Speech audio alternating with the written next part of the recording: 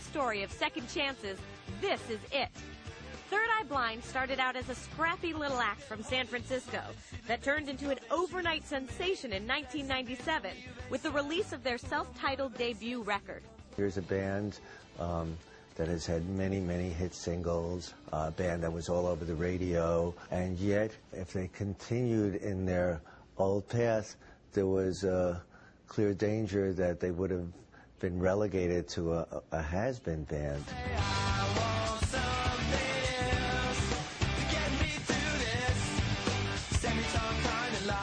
A song that I never thought that would get played on the radio, which is Semi-Charmed Life, which is just a filthy, dirty song. Stephen Jenkins is the lead singer and creative force behind the band. He's still shocked that Semi-Charmed Life was such a huge hit. Nobody listened to the lyrics, so they just started playing it. The song with the catchy beat was about a drug user's spiraling addiction and was not the single the band would have chosen to define their early career. I would understand.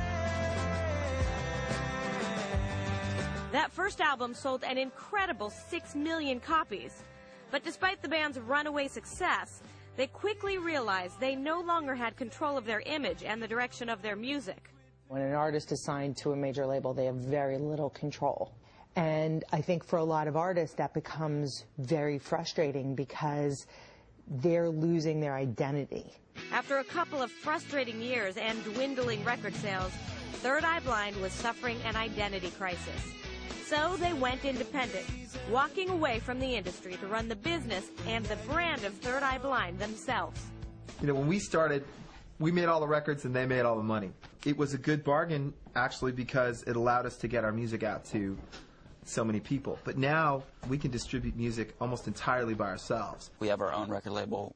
We're self-managed, and we plug guitars into this board here, and at the other end comes something that we give to our fans now. It's a very direct, authentic process that we have now. We can shoot videos ourselves, and then we can sit here and fiddle around with editing it. And anybody can do that. I'm super into that some kid can go make, you know, Apocalypse Now too. Electric Boogaloo. Stephen and the other members of Third Eye Blind are now calling the shots, partnering with just a few select people in the industry that share their vision. There's not that many cooks in the kitchen. It helps streamline the effort, and it helps the initial vision is something that can actually get through the assembly line. Why can't you read the part of me that's missing? After a couple of years off, Third Eye Blind has a new album, a website, and a sold-out tour. The band also has cultivated a young, devoted audience, becoming one of the most requested acts at colleges. You sing it, she said. The way we launched this record was really in the way that we've done so many of the other things. It's just people that we know.